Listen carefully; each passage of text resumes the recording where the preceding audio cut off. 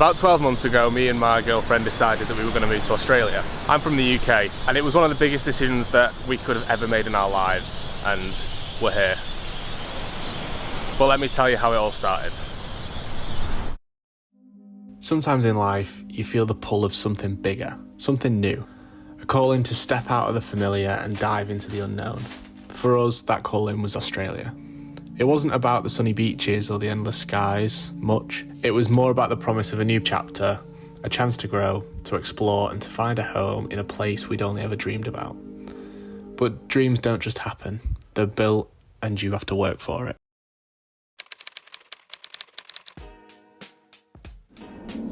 I am on the floor in the back garden in about -5 degrees. It's Friday and we fly to Australia on Thursday next week. 6 days to go until we move to the other side of the world.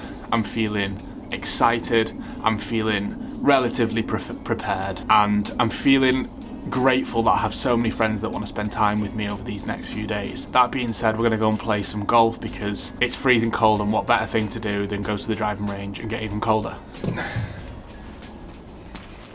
The journey started long before the flight tickets were booked.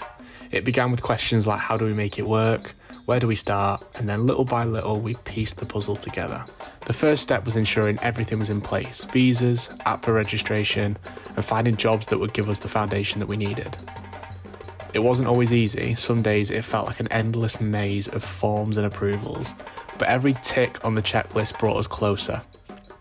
Next came the practical details, packing up our lives into suitcases, choosing what to bring, what to leave behind, and saying goodbye to the comforts of home.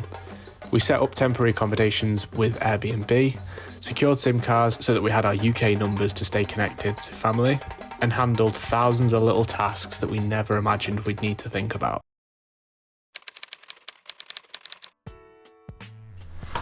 The reality of packing to move to the other side of the world and preparing to move to the other side of the world. This morning I went on a quick last-minute shoot for a client. Temperatures come back up, it's not freezing anymore. It's Tuesday and tomorrow is the last day we have in the UK.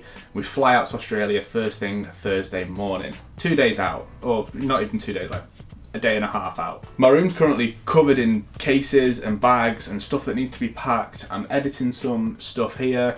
We've just sorted SIM cards out so that we can carry our phone numbers over to Australia. I'm feeling a little bit stressed, I'm feeling excited, I'm feeling a little bit anxious. So I think I'm going to play on COD with the boys tonight. This section of the video I just really wanted to talk about the downsides of moving to the other side of the world, or moving out in general. It's pretty stressful.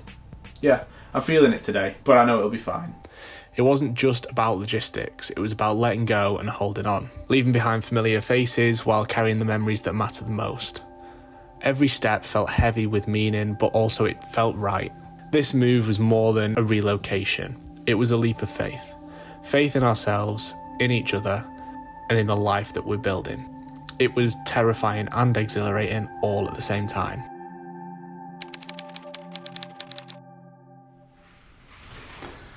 Few things to do now. We're waiting on a case to be picked up by a company that are sending it over to Australia. We need to check into the flight, which is tomorrow at 8:30. So we've got some stuff to do. I've also got some marketing work to do today, so that I've just got a bit of a clear schedule for the next few days.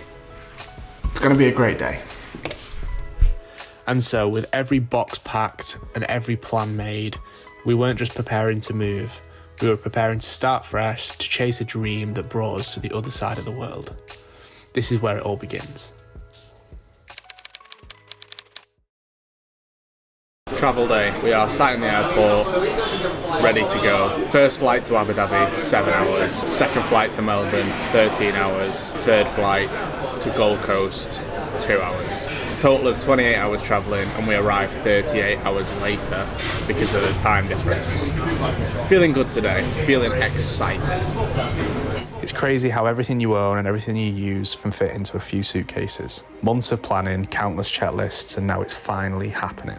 Leaving behind the familiar and stepping into the unknown. There's excitement, of course, but there's also that tiny knot of nerves. Hours blur together at 35,000 feet. It's strange, suspended between where you were and where you're going, but there's a quiet magic in it too. Time to think, time to reflect, and to imagine all the possibilities that are waiting on the other side. The first stop was Abu Dhabi, A brief pause before the journey continues. New faces, new accents, but all the travellers just passing through.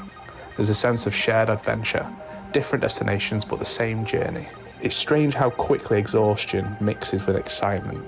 One step closer, one flight away from a new life. And then finally touchdown, Australia. We're nearly there. It's real now.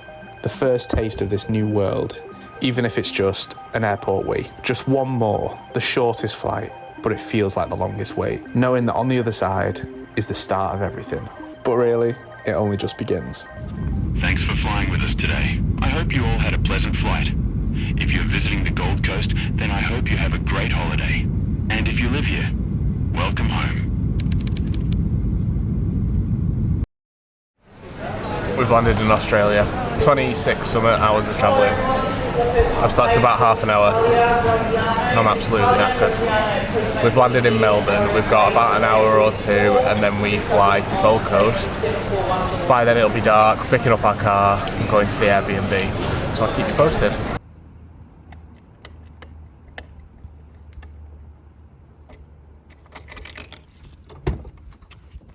Little letter on the chair for us. The first few days were a blur of early mornings and jet-lagged breakfasts. Our Airbnb became this little sanctuary, a temporary home as we tried to find our feet. I remember making breakfast that first morning, looking out the window and realising this was it. We were really here. Driving around in the little Mitsubishi Mirage, everything felt like an adventure.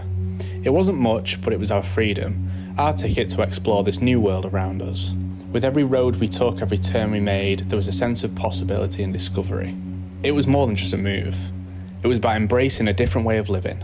We came here looking for new experiences, chasing an outdoor lifestyle that just isn't possible back home.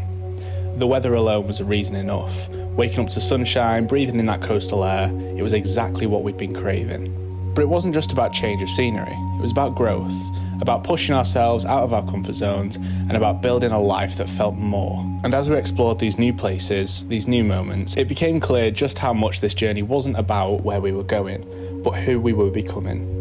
This move was about finding freedom. It was about the two of us together taking on the world, one sunrise at a time. Because sometimes life leads you to places you never expected, moments you couldn't have planned even if you tried. Moments that change everything.